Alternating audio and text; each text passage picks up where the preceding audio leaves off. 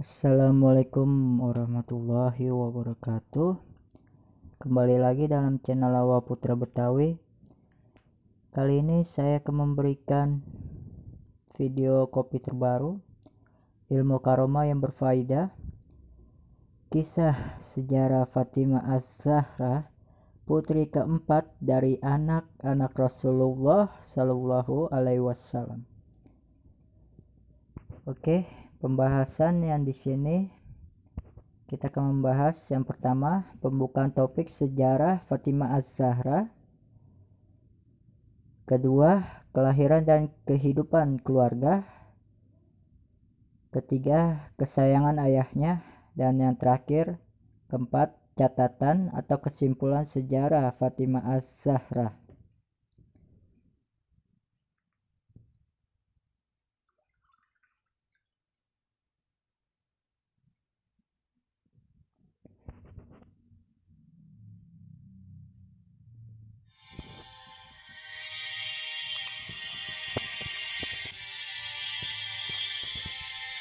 Bismillahirrahmanirrahim. Allahumma sholli ala Muhammad. Ya Nabi ala Muhammad.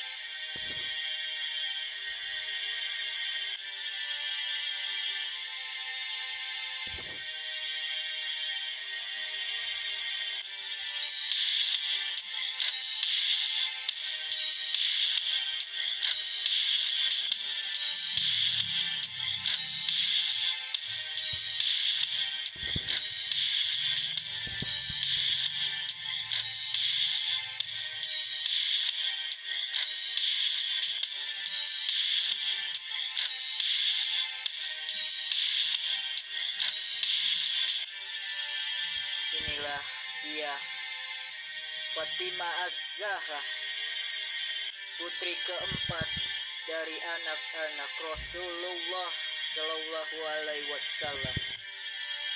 Dia sangatlah mirip dengan baginda Rasul.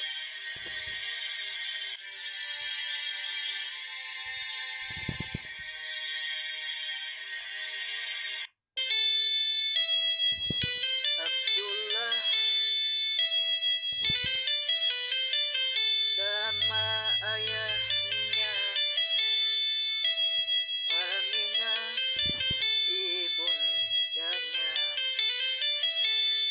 Abdul Muthalib kakeknya, Abdul Thalib pamannya, Khadijah istri setia, Fatimah putri tercinta, semua bernasab mulia, dari Quraisy ternama.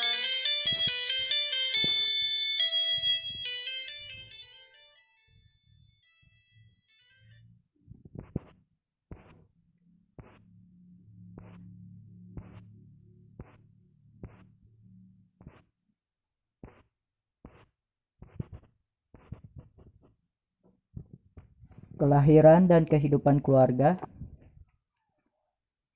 Kelahiran dan kematian. Pemimpin wanita pada masanya ini adalah putri keempat dari anak-anak Rasulullah Shallallahu Alaihi Wasallam,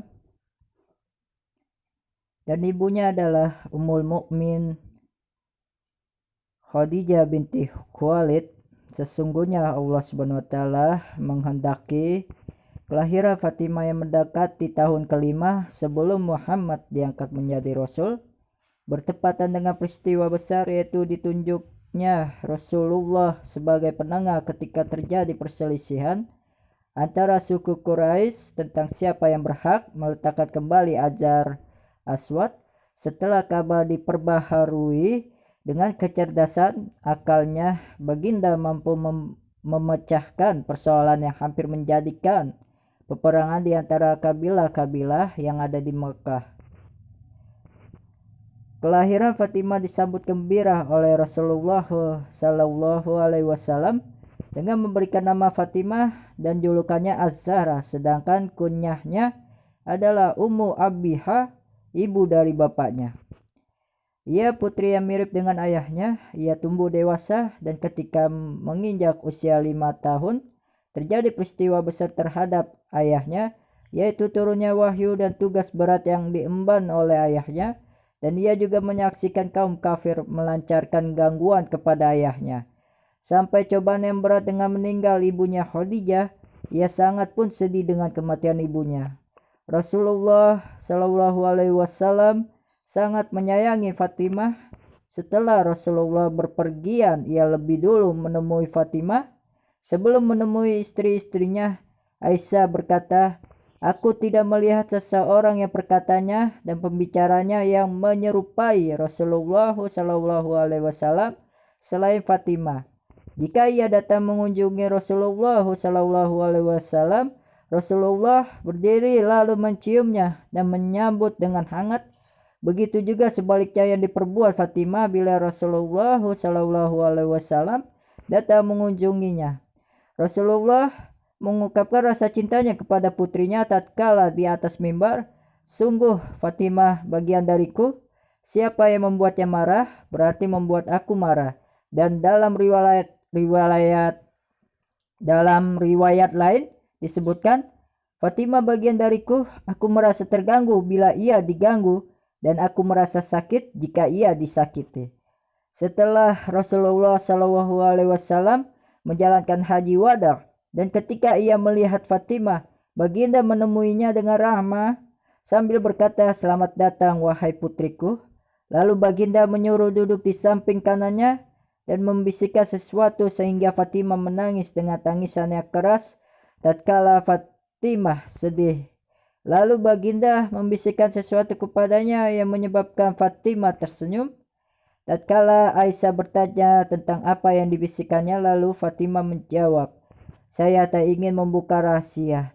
Setelah Rasulullah SAW wafat, Aisyah bertanya lagi kepada Fatimah tentang apa yang dibisikkan Rasulullah kepadanya sehingga membuat Fatimah menangis dan tersenyum. Lalu Fatimah menjawab, "Adapun yang baginda katakan kepadaku pertama kali adalah baginda memberitahu bahwa sesungguhnya Jibril telah membacakan Al-Quran dengan hafalan kepada baginda setiap tahun sekali. Sekarang dia membacakannya setahun 2 kali.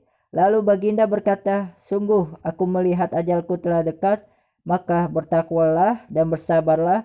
Sebaik-baiknya salaf pendahulu untukmu adalah aku. Maka aku pun menangis yang engkau lihat saat kesedihanku."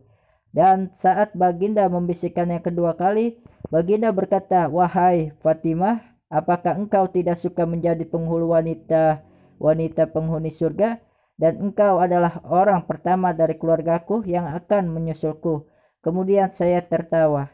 Tatkala 6 bulan sejak wafatnya Rasulullah SAW, Fatimah jatuh sakit, namun ia merasa gembira karena kabar gembira yang diterima dari ayahnya. Tak lama kemudian ia pun beralih ke sisi Tuhannya pada malam Selasa tanggal 13 Ramadan tahun 11 Hijriah dalam usia 27 tahun. Kedua, keluarga Hasan bin Ali, Husain bin Ali, Zainab binti Ali, Ummu Kulsum binti Ali, Muhsin bin Ali. Yang ketiga, pernikahan Fatimah Az-Zahra.